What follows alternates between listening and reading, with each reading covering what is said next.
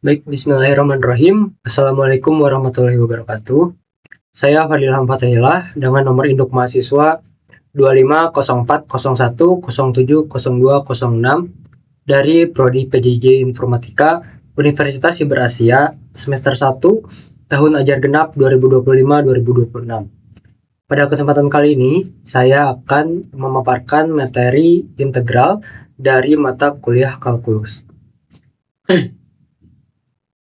Baik, untuk daftar isinya, yang pertama sejarah dan latar belakang integral, kemudian definisi integral, integral rumus dasar, integral metode substitusi, integral parsial, integral fungsi rasional, integral fungsi trigonometri, integral tertentu, dan juga aplikasi integral. Yang pertama, sejarah integral. Konsep integral sendiri lahir dari upaya menjawab pertanyaan tentang luas daerah yang dibatasi oleh kurva yang melengkung. Sebuah persoalan klasik dalam sejarah matematika yang dikenal sebagai masalah kuadratur. Nah, masalah kuadratur untuk menentukan luas daerah yang dibatasi oleh kurva, terutama ketika bentuknya tidak sederhana seperti persegi atau segitiga. Kemudian ide dasar integral adalah membagi daerah menjadi bagian-bagian kecil, lalu menjumlahkannya untuk memperoleh luas total yang lebih tepat. Berbeda dengan turunan yang lahir dari masalah kecepatan sesaat dan juga garis singgung, integral berkembang dari kebutuhan menghitung luas di bawah kurva dan membangun metode penjumlahan yang semakin akurat. Kemudian untuk definisi integral tertentu ini adalah antiturunan, yaitu kumpulan semua fungsi yang turunannya sama dengan fungsi asal. Kemudian, integral tertentu digunakan untuk menghitung luas di bawah kurva pada selang A, B. Dengan kata lain, integral tak tentu memberikan antiturunan, sedangkan integral tertentu memberi nilai akumulasi atau luas bersih di bawah kurva. Dan untuk rumusnya, jika f besar aksen x sama dengan fx, maka integral dari A sampai B dari fx terhadap x sama dengan f besar dikali b min f besar dikali a. Kenapa integral diciptakan?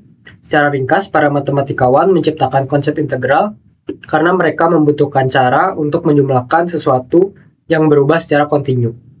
Sesuatu yang tidak dapat dijawab oleh penjumlahan atau perkalian aljabar biasa. Untuk luas dan volume, integral digunakan untuk menghitung luas daerah di bawah kurva dan volume benda yang bentuknya tidak beraturan. Kemudian untuk jarak dan akumulasi, integral juga digunakan untuk menghitung jarak total dari kecepatan yang berubah-ubah, serta total akumulasi suatu besaran dari waktu ke waktu. Penjelasan tiap bagian rumus integral. Pertama ada notasi integral, ya ini adalah notasi atau simbol integral yang menunjukkan proses menjumlahkan secara kontinu atau mencari antiturunan dari suatu fungsi. Kemudian ada fx, adalah fungsi yang akan diintegralkan, yaitu besaran yang menjadi objek utama dalam proses integral. Kemudian dx atau notasi terhadap x, ini menunjukkan variabel integrasi terhadap x dan menandakan bahwa penjumlahan dilakukan sepanjang sumbu x. Kemudian ada f besar x, ini adalah antiturunan dari fx, sedangkan c adalah konstanta integrasi yang muncul karena turunan dari konstanta bernilai 0. Kemudian a dan b adalah batas integral, yaitu titik awal dan titik akhir pada interval yang dihitung. Nilai integral tertentu bergantung pada rentang di antara kedua batas tersebut. Yang pertama, integral rumus dasar adalah kumpulan rumus baku yang sudah terbukti secara matematis melalui proses jumlah Riemann, sehingga kita tidak perlu berpikir dari definisi tersebut setiap kali ingin mencari antiturunan suatu fungsi. Rumus-rumus ini menjadi fondasi utama dalam materi kalkulus integral, karena hampir semua fungsi lain pada akhirnya akan menggunakan rumus dasar ini sebagai alat bantu penyelesaian. Nah, dengan menguasai rumus-rumus dasar, Anda atau kita dapat menyelesaikan soal integral dengan jauh lebih cepat dan efisien dibandingkan menggunakan definisi jumlah Riemann setiap kali. Nah, dalam bagian ini kita akan mempelajari 4 rumus dasar yang paling penting dan sering digunakan. Rumus yang pertama adalah integral fungsi konstan. yaitu aturan dasar untuk mengintegralkan bilangan tetap. Untuk rumusnya adalah integral dari K terhadap X sama dengan K dikali X ditambah C. Untuk penjelasannya, jika ada fungsi kita katakan fx sama dengan K, di mana K ini adalah konstanta, maka integralnya adalah integral dari K terhadap X sama dengan Kx ditambah C. Nah, untuk garis lurus, hasilnya garis lurus mendatar menunjukkan nilai yang tidak berubah, sehingga hasil integralnya bertambah secara linear terhadap X. Untuk contohnya di sini, integral 7dx sama dengan 7x ditambah C. Dan integral min 2dx sama dengan min 2x ditambah C. Kemudian ada integral fungsi pangkat atau power rule. Rumus kedua ini adalah integral fungsi pangkat, yang merupakan salah satu aturan paling sering digunakan di dalam kalkulus integral. Untuk rumusnya adalah integral dari x pangkat n terhadap x sama dengan x pangkat n ditambah 1 per n ditambah 1 ditambah c. Dengan catatan, n tidak sama dengan min 1. Nah, jika ada fungsi fx sama dengan x pangkat n dengan n tidak sama dengan min 1, maka integral x pangkat n terhadap x sama dengan x pangkat n ditambah 1 per n ditambah 1 ditambah c. Yang mana pangkat naik 1 menjadi n ditambah 1, lalu hasilnya dibagi dengan pangkat baru yaitu n ditambah 1. Nah, untuk contohnya, di sini integral dari x pangkat 5 terhadap x sama dengan x pangkat 6 per 6 ditambah c. Kemudian integral dari x pangkat 2 terhadap x sama dengan x pangkat min 1 per min 1 ditambah c, atau bisa disederhanakan menjadi min x pangkat min 1 ditambah c. Untuk rumus yang ketiga adalah konstanta yang mengalihkan fungsi. Rumus ini menjelaskan bahwa konstanta dapat dikeluarkan dari proses integrasi. Nah, untuk rumusnya, integral dari k dikali fx terhadap x sama dengan K dikali integral fx terhadap x. Yang mana jika ada konstanta, dalam hal ini biasanya dinotasikan dengan huruf K yang mengendalikan fungsi, maka konstanta tersebut tetap bisa dipisah dari integral. Konstanta tidak berubah saat diintegralkan, sehingga cukup mengintegralkan fungsi atau fx-nya saja. Untuk contohnya, di sini ada integral dari 5x pangkat 3 terhadap x, maka bisa kita sederhanakan menjadi 5 integral dari x pangkat 3 terhadap x. Begitu juga pada contoh lainnya, integral dari min 2x pangkat 4 terhadap x sama dengan min 2 integral x dari x pangkat 4 terhadap x. Nah, rumus selanjutnya adalah penjumlahan dan pengurangan fungsi.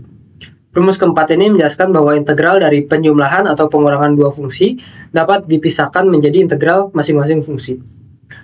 Untuk rumusnya, integral dari gx ditambah ataupun dikurang hx terhadap x sama dengan integral dari gx terhadap x ditambah atau dikurang integral hx terhadap x. Jika ada fungsi dikatakan gx dan juga hx, maka integralnya dapat dipisahkan per suku. Integral dari penjumlahan adalah penjumlahan dari integral, dan integral dari pengurangan adalah pengurangan dari integral. Untuk contohnya di sini ada integral dari x pangkat 3 ditambah 2x pangkat 2 dx. Maka bisa dimanfaatkan rumus ini menjadi integral dari x pangkat 3 terhadap x ditambah integral dari 2x kuadrat terhadap dx terhadap x. Begitu juga untuk contoh lainnya, integral dari 5x pangkat 4 min 3x kuadrat terhadap x sama dengan integral 5x pangkat 4 terhadap x min integral 3x kuadrat terhadap x. Untuk contoh soal materi pertama ini, ada soal untuk menentukan hasil dari integral 3x kuadrat min 4x ditambah 5 terhadap x. Karena fungsi ini terdiri dari beberapa suku yang dijumlahkan dan dikurangkan, kita dapat mengintegralkan setiap sukunya secara terpisah menggunakan rumus integral dasar. Dimana untuk setiap suku kita gunakan aturan integral C dikali X pangkat N terhadap X sama dengan C dikali X pangkat N ditambah 1 per N ditambah 1 ditambah C. Untuk suku 3X kuadrat, hasil integralnya nanti adalah integral 3X kuadrat terhadap X sama dengan 3 dikali X pangkat 2 ditambah 1 per 2 ditambah 1. Maka hasilnya adalah X pangkat 3. Kemudian suku min 4X, hasil integralnya adalah integral dari min 4X terhadap X sama dengan min 4 dikali X pangkat 1 ditambah 1, 2 per 1 ditambah 1. Maka hasilnya nanti adalah min 2X pangkat 2. Kemudian suku 5,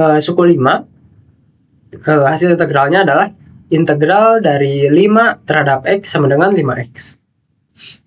Nah, dengan menggabungkan seluruh hasil integral tiap suku, maka diperoleh hasil integral dari 3X kuadrat min 4X ditambah 5 terhadap X, maka hasilnya X pangkat 3 min 2X pangkat 2 ditambah 5X ditambah C. Kemudian ada integral metode substitusi. Metode substitusi ini digunakan ketika suatu fungsi yang akan diintegralkan berbentuk fungsi komposisi yang tidak dapat langsung diselesaikan dengan rumus dasar. Ide utamanya adalah mengubah bentuk integral menjadi lebih sederhana dengan memperkenalkan variabel baru yang biasanya disebut notasi U, sehingga proses pengintegralan menjadi lebih mudah. Metode ini dapat dianggap sebagai kebalikan dari aturan rantai atau chain rule pada turunan. Jika pada turunan kita dapat menggunakan rantai untuk menurunkan fungsi komposisi, maka pada integral kita membongkar komposisi itu dengan substitusi. Nah, langkah umum metode ini adalah memilih bagian fungsi sebagai U dan menuliskan diferensialnya, lalu mengganti seluruh bentuk integral ke dalam variabel U. Untuk rumus dasar, di sini ada integral dari fungsi Gx, G aksen X terhadap X sama dengan integral fungsi U terhadap U. Nah, untuk contoh soalnya, di sini adalah tentukan hasil dari integral 2X dikali X kuadrat ditambah 1 pangkat 5 terhadap X. Dan langkah pertama adalah memisahkan bagian di dalam integral. Kita memisahkan U sama dengan X kuadrat ditambah 1, kemudian du sama dengan 2x terhadap x. Dengan pemisahan ini, bagian yang mengandung x kuadrat ditambah 1 dapat diganti menjadi notasi u, sedangkan 2x terhadap x diganti menjadi du. Nah, langkah yang ketiga mengubah variabel menjadi u, sehingga integral 2x dikali x kuadrat ditambah 1x terhadap x diubah menjadi integral u pangkat 3 du. Dan langkah keempat, integrasikan dalam variabel u dan substitusikan balik. Nah, hasil integrasinya adalah integral u pangkat 3 du sama dengan u pangkat 4 per 4 ditambah c. Kemudian substitusi balik ke variabel x menjadi x kuadrat ditambah 1 pangkat 4 per 4 ditambah c. Kemudian ada integral parsial. Integral parsial ini digunakan ketika suatu fungsi yang akan diintegralkan berbentuk hasil kali dari dua fungsi yang berbeda jenis. Metode ini membantu menyelesaikan integral yang tidak bisa diselesaikan dengan metode substitusi biasa. Teknik ini dikenal dengan rumus Ulan-Diul, yaitu memilih bagian yang diturunkan dan bagian yang diintegralkan. Dengan strategi yang tepat, integral yang terlihat sulit dapat diubah menjadi bentuk yang lebih sederhana. Untuk rumusnya, integral u terhadap v sama dengan uv min integral v terhadap u. Nah, untuk contoh soalnya, di sini tentukan hasil dari integral dari x dikali cos x terhadap x. Maka untuk langkah pertama adalah menentukan terlebih dahulu u dan juga dv-nya. Untuk u ini sama dengan x kuadrat ditambah 1 dan dv-nya adalah kosinus x terhadap x. Untuk langkah kedua kita mencari du dan juga v-nya. Untuk du-nya sama dengan dx dan v-nya adalah sinus x. Nah, kemudian langkah ketiga menggunakan rumus integral parsial. Maka dari itu integral dari x kosinus x terhadap x sama dengan x sinus x min integral sinus x terhadap x. Langkah keempat, selesaikan integral sisa, maka dari itu integral sinus X terhadap X sama dengan min kosinus X. Dan langkah terakhir adalah menulis hasil akhir. Maka dari itu integral dari X kosinus X terhadap X sama dengan X sinus X ditambah kosinus X ditambah C. Selanjutnya ada integral fungsi rasional.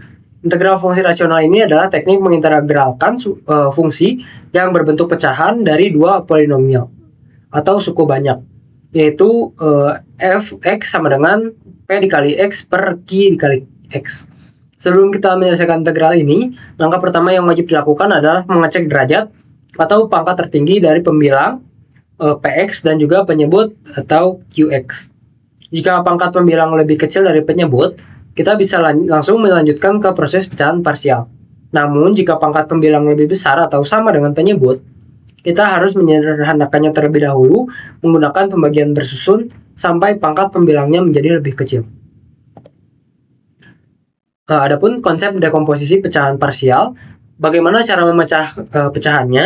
Jadi inti dari metode ini adalah mengubah bentuk pecahan yang rumit menjadi beberapa pecahan sederhana yang lebih mudah dihitung atau disebut dekomposisi. Cara memecahkannya sangat bergantung pada faktor penyebutnya atau QX. Misalnya faktor linear berbeda. Jika penyebut terdiri dari faktor linear tunggal seperti x-1 dikali x ditambah 2, kita cukup memecahnya menjadi a per x-1 ditambah b per x ditambah 2. Kemudian ada faktor linear berulang. Jika ada faktor yang sama dan berpangkat seperti x ditambah 1 pangkat 2, pecahan diurai menjadi secara bertingkat menjadi a per x ditambah 1 ditambah b per x ditambah 1 pangkat 2. Kemudian faktor kuadrat, jika penyebutnya memiliki bentuk kuadrat yang tidak bisa difaktorkan lagi, seperti x kuadrat ditambah 4, maka pembilangnya disimbolkan dengan bentuk linear, yaitu ax ditambah b per x kuadrat ditambah 4. Kemudian bagaimana menyelesaikan hasil akhirnya? Setelah pecahan diurai dan nilai variabel ditemukan, langkah terakhir adalah mengintegralkan tiap-tiap suku sederhana tersebut. Sebagian besar hasil integral dari fungsi rasional akan menghasilkan salah satu dari tiga bentuk umum. Yang pertama adalah bentuk ln atau logaritma natural, muncul dari pecahan berpenyebut linear pangkat 1. Misalnya, integral 1x tambah a dari x sama dengan logaritma x ditambah a ditambah c. Kemudian bentuk pangkat muncul dari penyebut linear yang berpangkat lebih dari 1 yang diintegralkan menggunakan aturan pangkat biasa. Kemudian bentuk arc tangen muncul khusus saat kita mengintegralkan bentuk penyebut kuadrat, seperti integral dari 1 per x kuadrat ditambah a kuadrat dari x sama dengan 1 per a arc tangen x per a ditambah c.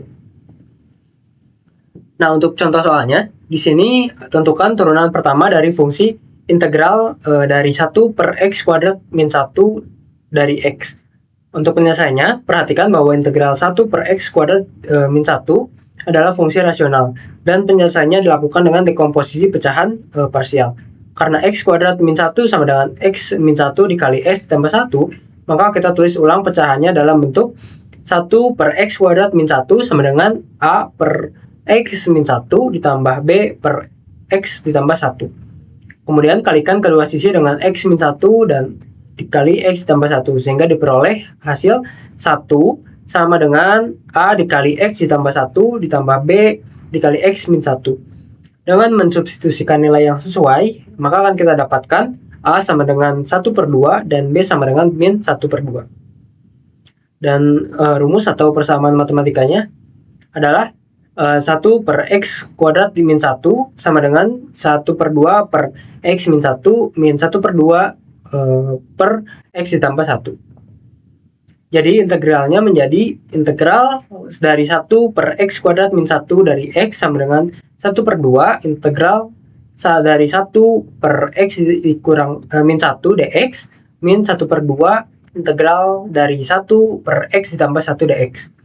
Hasil integral masing-masing suku untuk integral 1 per x kuadrat min 1 dari x sama dengan 1 per 2 ln x min 1 min 1 per 2 ln x ditambah 1 ditambah c. Dan disusun ulang menjadi integral dari 1 per x kuadrat min 1 dx adalah 1 per 2 ln X min 1 per X ditambah 1 ditambah C. Kemudian ada integral fungsi trigonometri. Integral fungsi trigonometri ini adalah rumus-rumus khusus untuk mengintegralkan fungsi-fungsi yang berkaitan dengan sudut, seperti sinus, kosinus, tangen, dan bentuk trigonometri lainnya.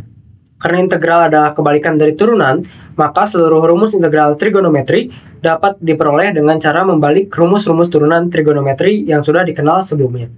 Dengan memahami hubungan ini, kita dapat menyelesaikan berbagai integral trigonometri dengan lebih cepat tanpa harus selalu menggunakan metode integrasi yang panjang. Dan ini adalah beberapa rumus matematikanya. Misalnya ada integral dari kosinus X terhadap X sama dengan sinus X ditambah C. Kemudian integral dari sinus X terhadap X sama dengan min kosinus X ditambah C. Kemudian ada secant kuadrat X terhadap X sama dengan tangen X ditambah C. Dan begitu lainnya. Kemudian untuk contoh soalnya, di sini tentukan hasil dari integral sinus pangkat 2 X terhadap X. Untuk langkah yang pertama, gunakan identitas trigonometri, yang mana sinus kuadrat X sama dengan 1 min kosinus 2X per 2. Untuk langkah kedua, substitusikan identitas tersebut ke dalam integral. Maka dari itu, integral dari sinus kuadrat X terhadap X sama dengan integral 1 per kosinus 2X per 2 terhadap X. Untuk langkah ketiga, pisahkan dan integralkan tiap suku.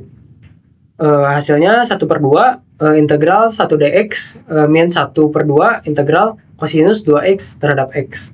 Untuk langkah terakhir, hitung hasil akhirnya. Maka dihasilkan integral sinus kuadrat x terhadap x sama dengan 1 per 2x min 1 per 4 sinus 2x ditambah c. Kemudian ada integral tertentu. Integral tertentu ini digunakan untuk menghitung nilai integral pada suatu selang yang dibatasi oleh batas bawah dan juga batas atas. Berbeda dari integral tertentu, hasil integral tertentu adalah sebuah nilai angka dan bukan fungsi baru. Secara geometris, integral tertentu menyatakan luas daerah di bawah kurva pada interval yang ditentukan. Teorema dasar kalkulus menyatakan bahwa jika L besar X adalah antiturunan dari Fx, maka integral dari A sampai B dari Fx terhadap X sama dengan F besar B min F besar dikali A. Nah, untuk contohnya di sini, hitunglah nilai dari integral dari 0 sampai 2 dari 3x kuadrat terhadap x. Maka gunakan teorema dasar kalkulus dengan cari terlebih dahulu antiturunan dari 3x kuadrat, yang mana yaitu x pangkat 3. Selanjutnya, substitusikan batas atas dan batas bawah. Integral dari 0 sampai 2 dari 3x kuadrat dx sama dengan x pangkat 3 pangkat 2, dan hasilnya adalah 2 pangkat 3 min 0 pangkat 3, dan hasilnya adalah 8. Jadi nilai dari integral tersebut adalah 8. Selanjutnya ada juga aplikasi integral. Aplikasi integral ini adalah pemanfaatan konsep integral tertentu untuk menyelesaikan berbagai permasalahan nyata. Konsep ini sangat berguna terutama untuk menghitung besaran yang berkaitan dengan luas, volume, dan akumulasi suatu nilai. Penerapan yang paling umum adalah menghitung luas daerah di bawah satu kurva. Integral juga digunakan untuk menghitung luas daerah di antara dua kurva. Selain itu, integral sangat penting dalam menentukan volume benda putar.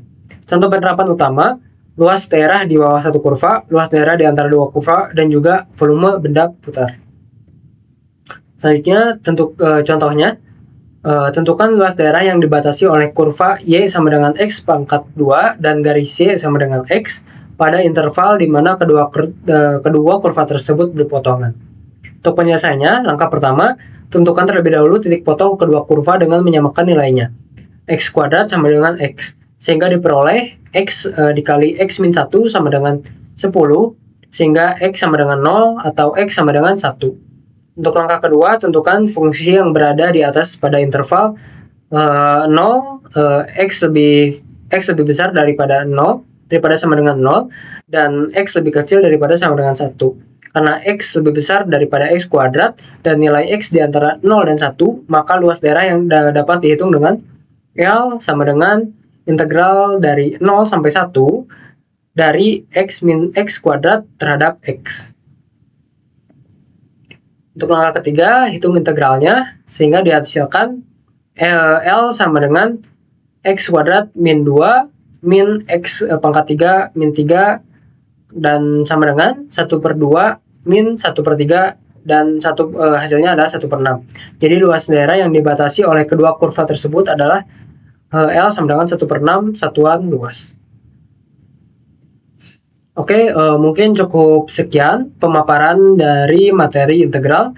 Apabila ada hal yang kurang dipahami, mohon untuk dimaafkan. Terima kasih atas perhatiannya. Wabillahi taufiq wal hidayah. Wassalamualaikum warahmatullahi wabarakatuh.